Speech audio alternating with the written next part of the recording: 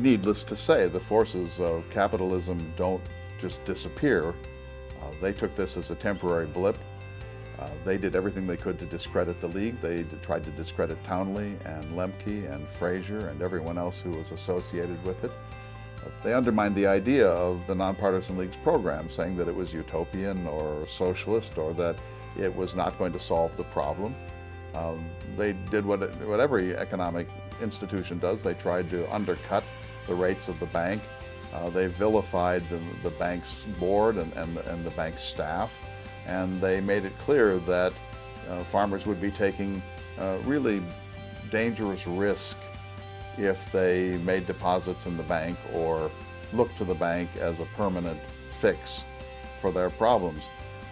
And I think it's fair to say that even in 1919, 1920, and 1921, the majority of the 630,000 North Dakotans were not in favor of the League's program.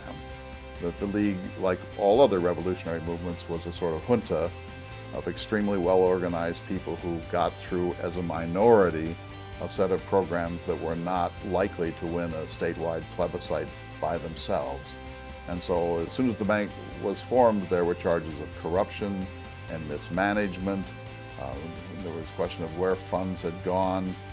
The usual panoply of objections was put forth, and constitutional challenges were made to the validity of the bank. The bank had a hard time in the first 10 years overcoming the reactionary backlash, and there were some mismanagements and sort of idealistic failures. And one of the main parts of this, as I understand it, was the insistence by the bank that counties deposit their funds in the state bank.